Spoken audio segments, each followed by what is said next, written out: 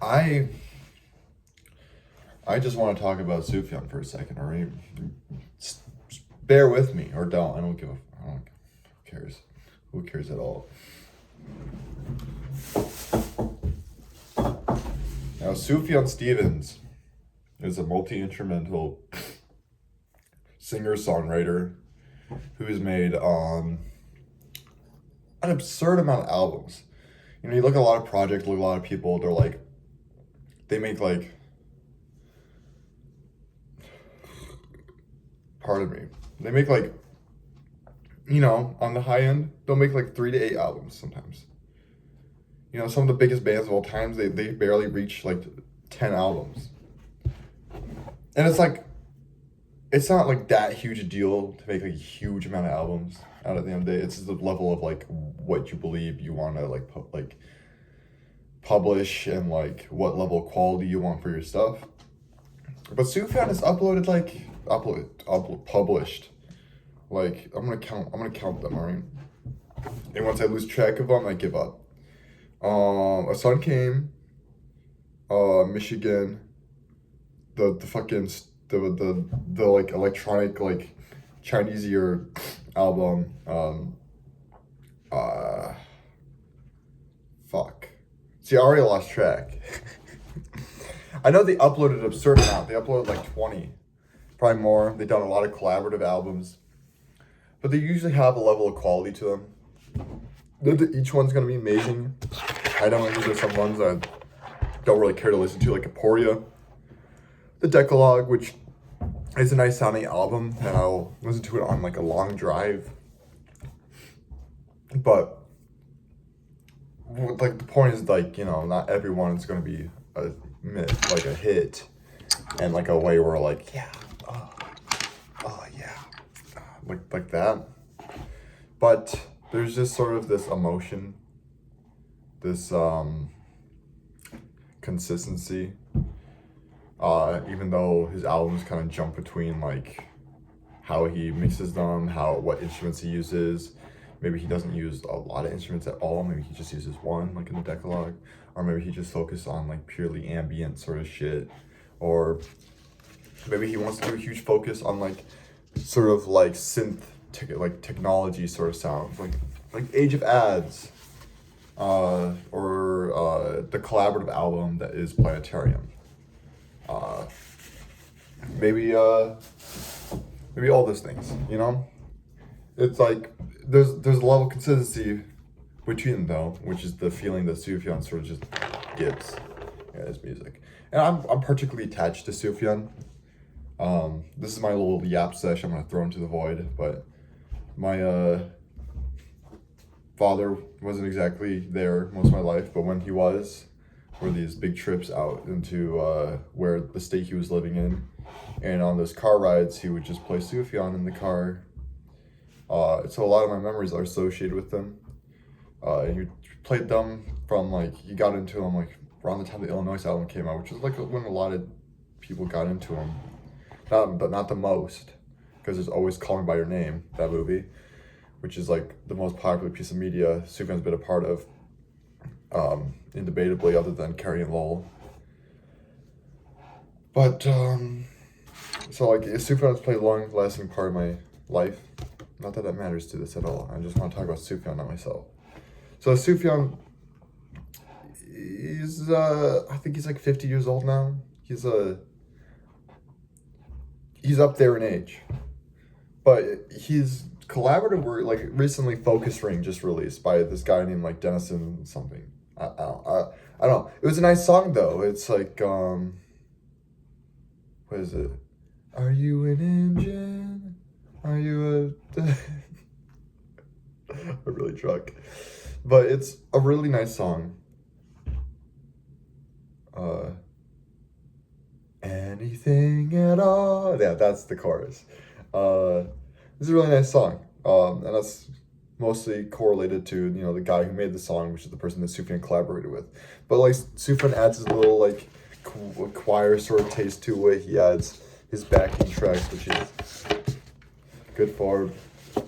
And a lot of his sort of collaborative works Sufjan does is just nice. like A Beginner's Mind. That's like half and half Augustus something and Sufjan. Uh, I feel bad that I'm forgetting these people's names. It's just that other than Sufjan, I don't really know much about these people. So like that's just my connection to them. But that's like a half and half work where they like sort of like layer their voices over each other and they sing songs about movies that were made, like The Thing, Hellraiser, Wizard of Oz, uh, you know, these popular movies. They sort of they do like little smarting. Sufjan's writing is what really shines about his music, I think. Like, of course, there's like the doo-doo-doo, doo-doo-doo, like how he kind of repeats like a melody over and over again and then layers stuff onto it and then like I don't know. I'm not like a fucking musician, all right? So like if I just try to describe how he does music, it's not going to give it justice. His music is really smart though, how he composes it, who he brings in. It's very intentional a lot of the time. And then the way he uses a choir, god damn it. The way he uses a choir is just so beautiful, man. And it's like once you're into Sufjan, it's really hard not to sing along to it. And this guy, like, he's up there in age, but he has this angel voice, man. Not that age ever matters in like how you can create art. It's like what's up here. Maybe it can like physically limit you, but you just want to expect that voice from like a 40-plus-year-old man at that point. And he's been making music like his entire life, from what I understand. And even from back like to A Sun Came, which was the first album he published. It's such a beautiful song. Beautiful album, I mean. Certain songs like A Loveless Bed, The Rake, A Sun Came, the title track of that. Like those songs are just very pretty. Very pretty. They have a lot of meaning already like baked into them. Hello. Come here. Willow. So like A Lover's Bed, it's just such a for someone's first song, it's just such a like kind of like a not to like you place importance on maturity, but it's such a mature song for someone that age, you would think. And I don't even want to go into like the things like about his mother or like about his like family and stuff like that because I feel like that's overstated. If you know about Sufjan, you know a lot about those things, I feel already. And if you don't, and maybe if I'm just like overgeneralizing, I'm sorry. He didn't have the best family life, while also having a lot of amazing people in his life. And I relate heavily to that. He's just a very amazing writer. And it's just the way he constructs his metaphors, similes from classic literature, the Bible, to his personal experiences, and then sort of just like linking that to his melodies. It's just exceptional. And maybe that's just how all music is written. I wouldn't know. I just know that Sufjan does it really well. And I just wish I could describe how much I love Sufjan. It's such an amazing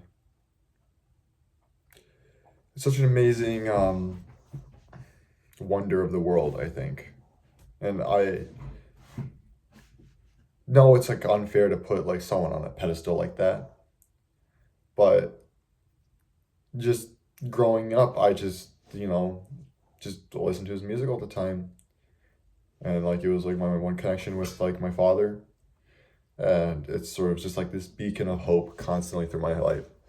So I will put him on a pedestal because it's like I can't help it. And I don't know what happened in his life. I don't really want to. I don't know the man personally at all. I know the song meanings. I know the stuff he said in interviews. I know the stuff he's omitted, and whatever. I don't know the guy personally, of course. So like, it's just it. But another connection I have is I lived in Michigan my whole life, and the Michigan album is just, it's just nice. It's just cool And of course, there's always other Michigan albums. Like there's like a bunch of like death metal albums like, about Michigan. But it's just cool having such a like a high quality piece of written work about Michigan, about the places there, about someone who just cares about the places, and then how they grew up there, how their history was there, just everything. It's just nice. All right, it's just nice. I don't know what to say. Don't like. I don't know what to say. It's just nice. I think you get it if you lived in like if you live in Illinois or even Oregon, listen to Sufjan's music, you get it. Because the Carrie and Lowell album is basically his Oregon album, right? We're not gonna get into that though. I wish I could say what his underrated stuff was, but I don't like if you're a Sufjan fan. Well, you don't have to listen to everything if you're a Sufjan fan. You can just be a Sufjan fan. But if you know, you know. I don't think there's a lot of like underrated stuff by him. I think maybe the Avalanche is maybe underrated. Or at least half the songs on there. I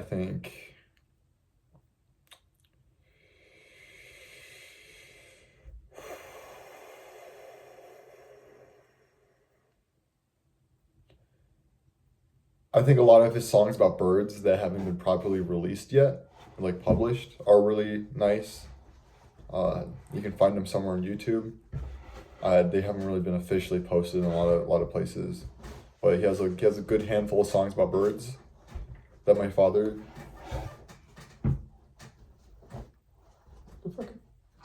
That that my father showed me that are nice.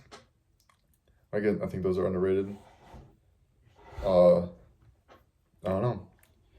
If you've never listened to Sufjan, or maybe you've only watched the Call Me by Your Name movie and heard I think is a worse version of Futile Devices, and then the lovely songs that are Mystery of Love and Visions of Gideon. If you only listen to those ones, you're like, oh, this is very pretty. I urge you to listen to more. Especially, okay, if you've only listened to those ones, jump to Carrie and Lowell. Those are probably the more similar ones to those ones. I think Age of Ads would be an easy one to recommend, at least the first song on it, which is Futile Devices, because you've heard it. It's just a more acoustic version of it. I think it's really nice sounding. I think if you listen to the lyrics of Futile Devices, you can of course tell what it is. It's just about how words are futile devices and they can't fully describe how you love someone. Because feelings are stronger than words a lot of the time. That's why there's like this saying where like actions speak louder than words, because like if you just say stuff, it doesn't really mean much. But like by doing stuff, that's like an action of your feelings too, I guess. That's how I view it, at least. You don't have to agree with me. If you've even gotten 13 minutes in this video, jeez. Fucking fake people. Oh,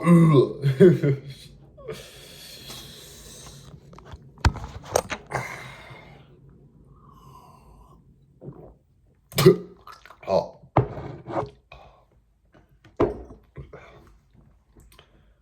I don't know what else to say. I'll think of something else. But Sufjan, high quality, kosher, lit, demure. I don't know what other terms for like that are like the fucking thesaurus for epic, I guess. Nice shit. And also this means okay, by the way. This means okay. Good shit. One more thing. So if you ever been through like heartache, heartbreak, or just familiar trauma, a lot of those lyrics are just going to resonate with you. And most people have been through those things. Maybe they won't get, not that they won't get it, but maybe they just won't enjoy how Sufjan portrays those themes. But I think Sufjan, in my experience, has portrayed those in such a relatable way. And I think with heartache and heartbreak, he does it in such a very varied way. And I think I should talk about the song that is Impossible Soul. It's like a 20-minute. I don't want to put it on a pedestal, but I think it's a masterpiece. It's not like I listen to it every day because it's a 20-minute song, and like, but it's just a very lovely song. It has the setup and conclusion that you'd want. And the title, Impossible Soul, and I think they speak upon it in the song too. I don't have it pulled up. Even if I had it pulled up, it'd be like paragraphs and paragraphs. It's just kind of about how in a relationship or just in general, you can feel like you're an impossible soul to love. Maybe you are. Maybe you're mentally ill. Maybe you're like depressed, anxious, schizophrenic, who knows? And you put those problems onto the person you love, or you feel that you do, and you just don't believe you're worthy of love. Or, you know, you want to protect yourself from the hurt and protect them from the hurt of it. That's just kind of what that means. In my opinion, it's just a nice song. There's nothing else to say. But if you did click on this video in any shape or form, you looked at it, you should really watch it. You should no.